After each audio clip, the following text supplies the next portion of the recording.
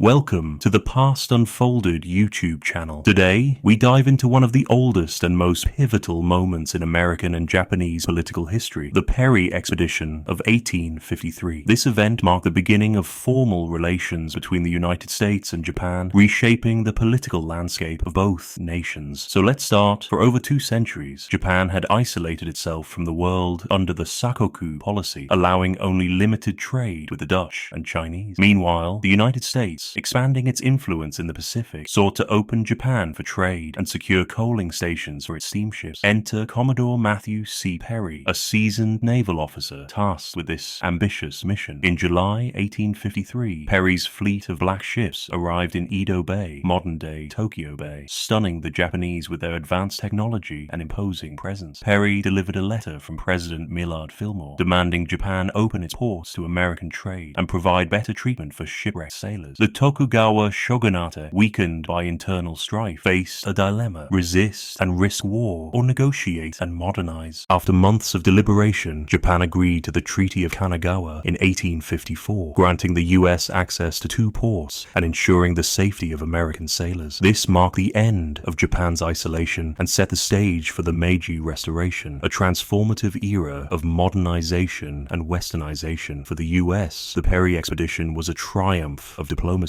and a stepping stone to becoming a global power. For Japan, it was a wake-up call that propelled the nation into the modern world. Welcome back to The Past Unfolded. In part 1, we explored how the Perry Expedition forced Japan out of isolation. Today, we delve into the Meiji Restoration, a revolutionary period that reshaped Japan's political and social fabric, setting the stage for its rise as a modern nation. The arrival of the black ships exposed the weaknesses of the Tokugawa Shogunate, which had ruled Japan for over 250 years. Internal dissent grew, and by 1868, a coalition of samurai, nobles, and intellectuals overthrew the shogunate, restoring power to the emperor under the banner of Meiji, meaning enlightened rule. This marked the beginning of the Meiji Restoration. The new leaders embarked on an ambitious mission to modernize Japan, fearing colonization by Western powers. They studied Western political systems, technology, and culture, adopting what they believed would strengthen the nation. The feudal system was dismantled, and a centralized government was established. The samurai class lost its privileges, and a modern military was formed, modeled after European armies. Economically, Japan industrialized at an unprecedented pace. Railways, telegraph lines, and factories sprang up across the country. Education became a priority, with a focus on science and technology. Politically, the Meiji Constitution of 1889 created a constitutional monarchy, blending Western ideas with traditional Japanese values. This transformation wasn't without challenges. Rapid modernization led to social upheaval, and Japan's newfound strength fueled imperial ambitions, culminating in conflicts like the Sino-Japanese War, 1894 to 1895, and the Russo-Japanese War, 1904 to 1905. The Meiji Restoration not only saved Japan from colonization, but also turned it into a global power. By the early 20th century, Japan stood as a symbol of modernization and resilience. Welcome to the final chapter of our series on The Past Unfolded. In part 2, we saw how the Meiji Restoration transformed Japan into a modern power. Now, in part 3, we explore how Japan's rise intersected with American ambitions in the Pacific, leading to a complex and often tense relationship. By the early 20th century, Japan had emerged as a formidable empire, defeating China in 1895 and Russia in 1905. Its expansionist policies aimed to secure resources and dominance in Asia, particularly in Korea and Manchuria. Meanwhile, the United States, having acquired the Philippines after the Spanish-American War, 1998, was also expanding its influence in the Pacific. The two nations initially maintained a cautious alliance. During World War